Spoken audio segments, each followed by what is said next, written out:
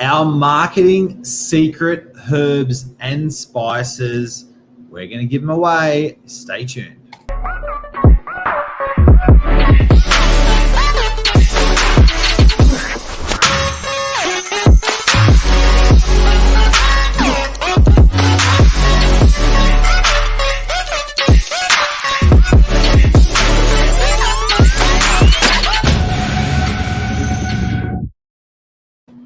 It's Monday evening. You know what that means, guys? It means you've got us, Novak News, every Monday night, 8 p.m. We're sharing with you our insights. But tonight, we're going to share with everyone our secret herbs and spices on our marketing, guys. We get a lot of comments on our marketing. We've always been very outside of the square, haven't we, Mark? We have, Lisa. With all of our marketing, we really have. We like to push the boundaries, that's for sure. But tonight we're going to share with you our secret herbs and spices on marketing, not just social media. Many of you will know us for our social media, but we do so much more. And I think that's really important to point out tonight, is that it is actually a collaborative effort, isn't it? Hard. It's not just one thing in isolation. It's everything in collaboration. But we do so much more than social media. So we want to cover a lot of that this evening. Just while our audience builds up, g'day to Jeff Luby, legend. He says, "Hey, Novak, Jeff. You two never sleep." Woohoo! Hope you're well, Jeff. Hope you're well.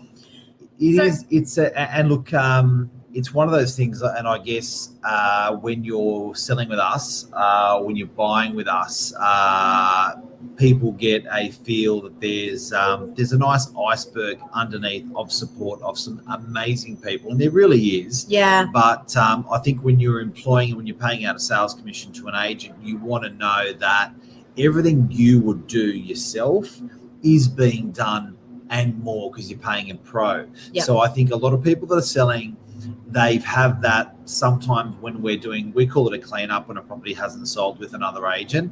And an owner has like that feeling after a cleanup that after their property not selling is, why isn't the agent doing this? Or why isn't the agent doing that? And I haven't even had this. And what about that? They themselves have picked that every stone's not turned over. They themselves have picked that there's more that could be done, that they would have done this and they would have done that. So it's like, I want that agent that's actually going to do all of the things I would think of, plus times 10, plus 100, whatever it is. Correct. And those items tonight we're going to talk about. So when we're sitting down with a client in a presentation of our services and products of what we offer, what are the things that we're going to do to get the greater selling price? Because let's face it, you can do it yourself. So what is the pro in the marketplace doing? We're going to take you through that. Wow, there are so many things as well. So just what Mark was talking about, when an agent's had a property on the market for a really, really long time, and then we'll come along, and I call it the post-market cleanup. So it's been with the other agent a really long time, and then we'll take it and often get it sold really quickly. That's not luck. That's seeing those things that Mark's talking about. That is seeing those things that we are doing that are different in the marketplace that has nothing to do with luck, absolutely nothing to do with luck. So let's start with number one, Mark. Social media. I think we're going to leave that to the end, guys. There's a little bit to cover there, and obviously we do things very differently with that. We will cover a few tips. I feel like we do talk about that a lot. We want to talk about what we do over and above social media. So here's number one, DL cards. I know it sounds crazy, and I know these days people think, who the hell checks a letterbox? The reality is we do tons of them, and they work. They sure do. They work. How many do you reckon we generate, Mark, a week? 10,000. 10,000 DLs go out across the northern beaches every week. We do loads of them. That's all different team members in the office, but why do they work? They work because with marketing, it's actually a 3-point touch theory. So I don't truly believe the DL card works just on its own. Someone doesn't go to their letterbox. In isolation. Yeah. People don't just go to the letterbox, see the DL card and call Lisa or Mark Novak. They've seen other things. They've seen the social media, they've seen a signboard, and now they've seen the DL card. That's where the DL card works really well. They'll hold on to it and they'll think, you know what? I'm going to call them. I've seen these guys around now a couple of times. I'm just going to hold on to this and I'm going to call them when I have a moment. That's where they work really well. And a big one of the letterbox drops is, say you're selling your home and say you're in a cul-de-sac. There may be another 5 cul-de-sacs around you where people live.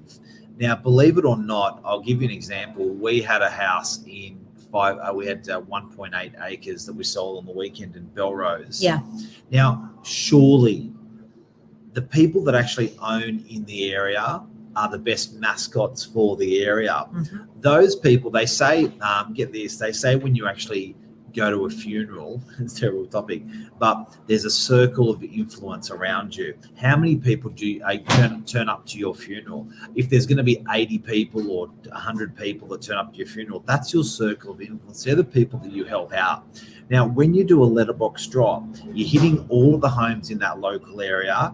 All of those, say you hit 100 homes or 200 homes, those people have a circle of influence of about 100 friends or family. So they may know little Billy that wants to buy a unit. They may know Uncle Mike that wants to buy an acreage. That's why letterbox drops work, because they're circulating the word out to the locals. The locals talk to everyone else in their sphere of influence.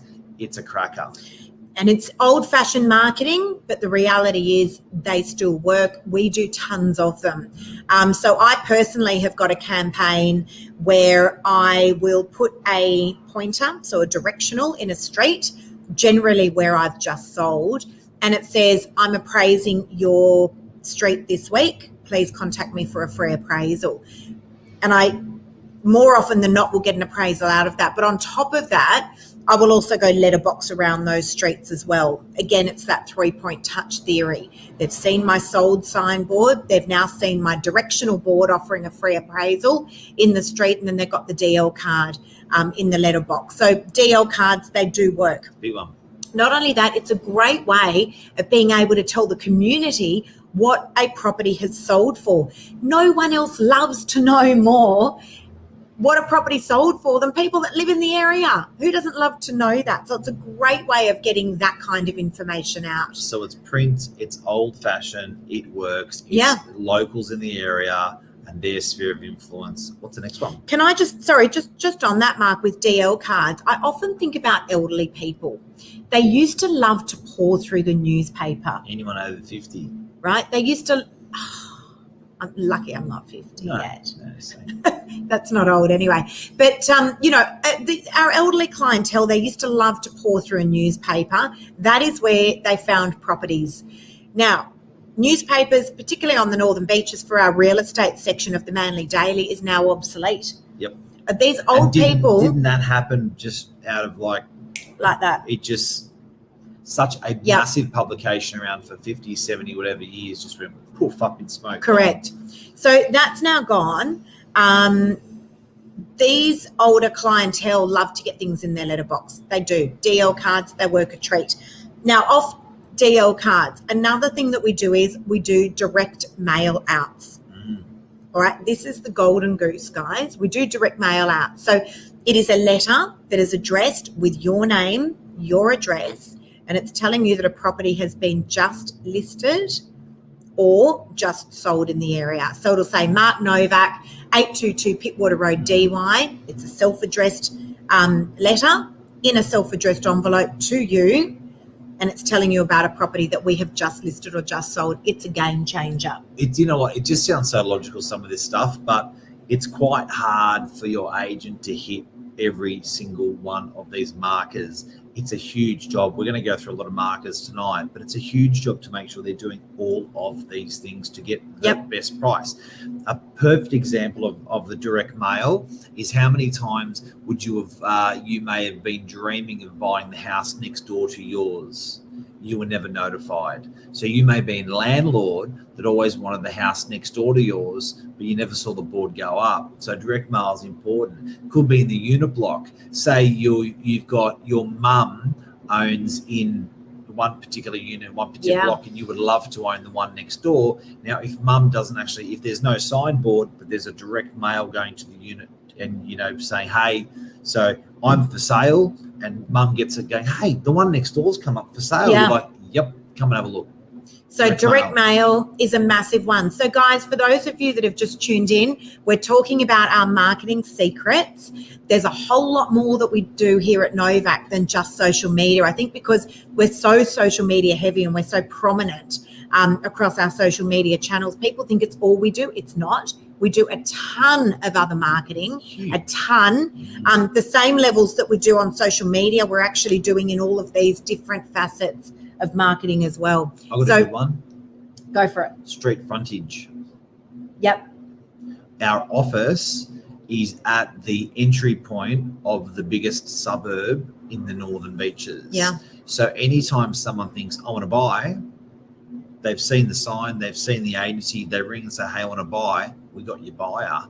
So it's one of those things. If you add up all of those little 1%ers, if you add up all of those inches, it's all going towards a better sale, a higher sales price, a faster sale. It's all building towards that. So, even to presentation of the office, prominence of the office rather than being off the street, presentation of your agent. Imagine if your agent turns up in board shorts. All of these markers are important. So I think a big one, street frontage, is huge. Absolutely. Huge. Well, it is top of mind, Mark. And we get hundreds of thousands of cars passing us daily. We're on a very busy road. We're on the main arterial road in and out of the Northern Beaches on Pittwater Road. And we sit at the gateway to DY. And so we're hard to forget. What we found started happening a lot was a lot of these new agencies that were opening up or relocating were actually moving away from street frontages. They were like, oh, people don't come into the office anymore. We can be up on level 5 of a building. The reality is people do. Our office is full of people all day, every day, because it's easy to park and it is unforgettable. And we serve food and great tea and coffee as well. Looking after people, just looking after them when they come in. 100%. That makes our landlords money. It makes our people that are selling property, our vendors, makes them money as well. What's balls mean? Okay, so balls, actually, hang on a sec. I'm going to go and grab some. And I mean that in the nicest possible way. Just a minute. I'll be back. I'm just grabbing some balls. So while Lisa's getting that, another one is... There you go. Look at that. Balls. How do these make money for someone? Balls. Look at that. All right. So, Mark, this was your idea. Let's go. Talk us through it. Talk us through that. That looked really cool. Yeah. Okay. So, guerrilla marketing. So we've got clients that have storage. We do commercial. We do storage. And our client says we really, really, really need stuff rented. So your agent has to think laterally, logically, cleverly at all different aspects of how they can build the greater price for you. So what we did with our clients that have storage that needed it rented out, this is a property management initiative, we threw these into the back of all of the utes that are parked on the street on the weekend. So we went to areas that have lack of parking and hence lack of storage for utes and tools and stuff, and we threw these balls in the back of all the cars. And guess what they say? This is the tradie. He gets a stress ball. Can you read that?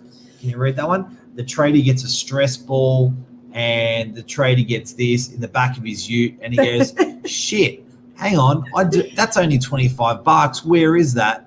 And they ring that, and then they. In the meantime, they squeeze it like that if they're stressed.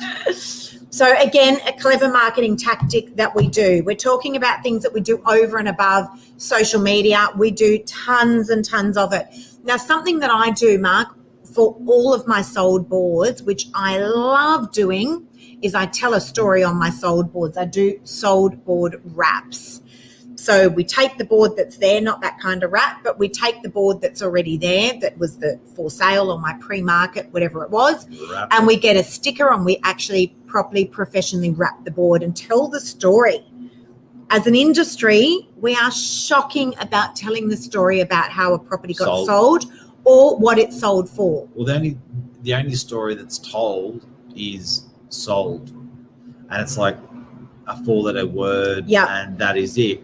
But people are interested. They're interested as like, you know, who did it sell to? How did it sell?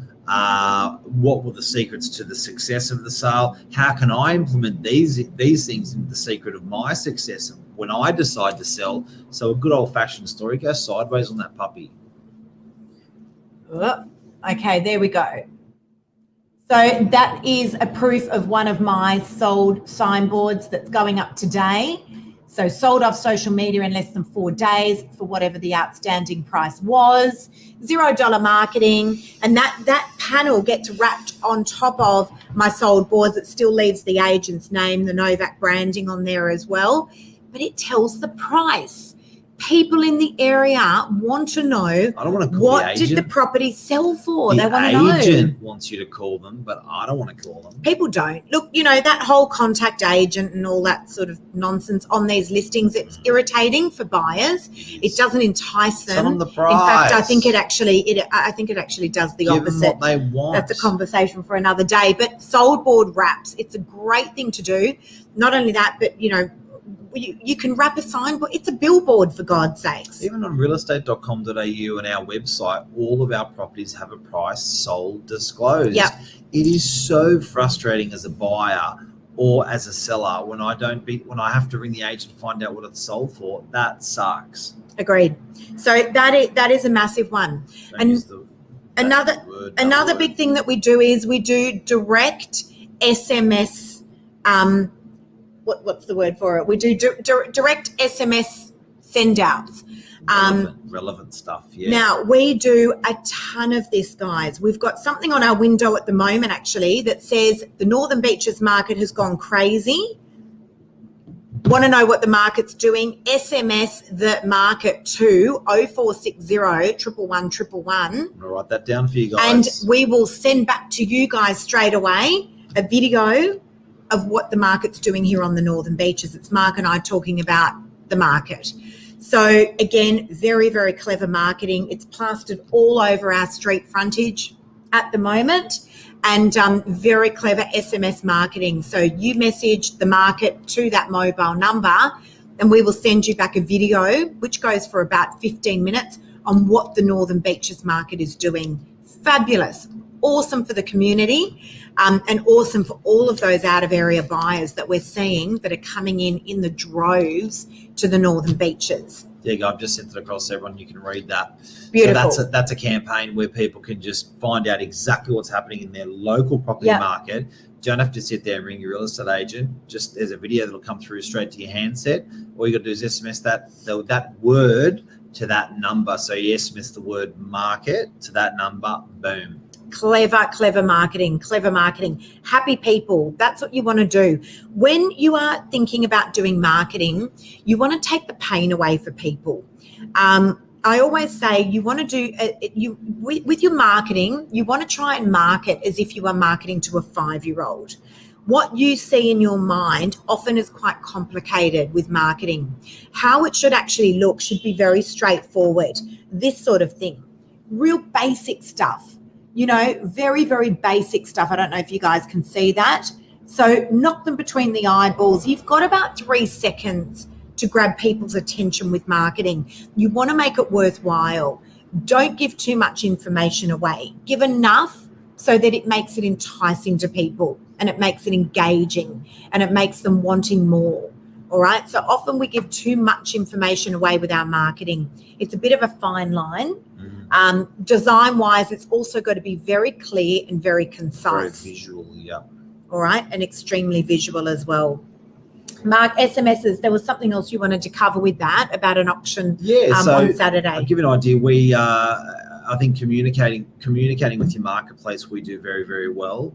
And for instance, when a property sells at auction, I want to know the moment it sells at auction how much for. So we actually send out the live video. We send out the price to everyone who attended. So if there's 200 people that attended, 200 say, hey, we just sold the property for this price and here's the video if you want to watch the auction. That's convenience. Now, that's the sort of stuff that buyers like to come back. They like to deal with you because they know you're no fuss and you're giving out good quality information.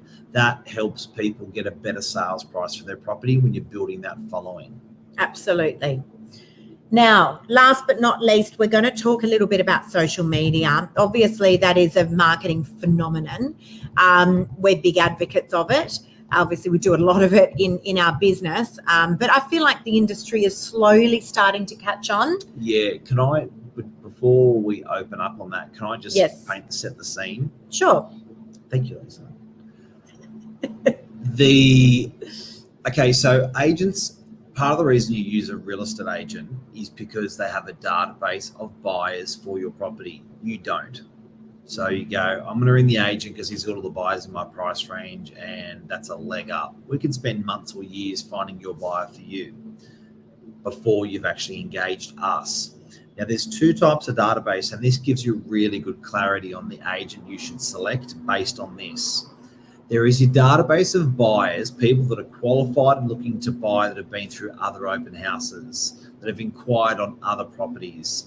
That's called a static database, and it's something that people have been very, very used to the last 10, 20, 30 years. So a static database, you've got the buyer's email address, you've got the buyer's mobile number, and you've got the buyer's Christian name and surname and what they're after. That's a static database. Your agent knows who the buyers are. You can literally say, print out all the buyers, and they can give you a list of the printout of all the buyers that they have. It is a static database.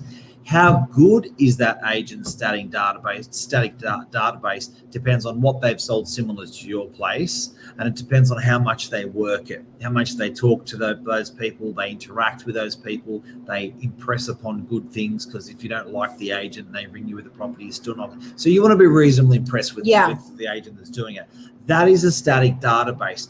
Over to the next one that we're going to talk about, which is much more important these days. It's called a virtual database. So Lisa has on her virtual database, Mark has on his database, Glenn has on his database, Stefan has on his database.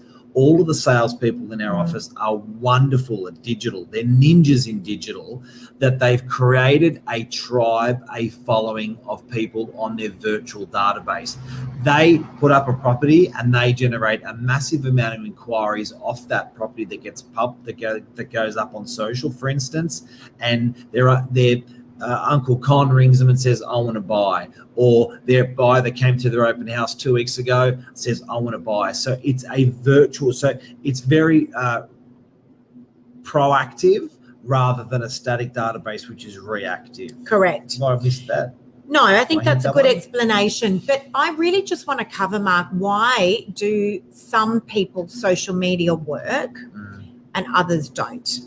All right. So I'm actually going to be talking about this. Why does it actually work out? Well, why is it successful for them? Why is it successful for some people and not successful for others? What are the things that I see where the mistakes maybe are being made in social media? And I'm actually going to be talking about this in a few weeks' time at the world's largest real estate conference called ARIC, up at on the Gold Coast on the 30th and 31st of May. I'm going to be speaking to 4,000 people about social media and selling property off the back of social media. So I used to say to you, Mark, and you used to get annoyed, I used to say, I don't know, I'm not an expert at this. I'm self-trained. And now I'm starting to think, maybe I am an expert at this if I'm being asked to go and speak at these big global conferences. Your mum gets annoyed with it. Why? Because you're training people.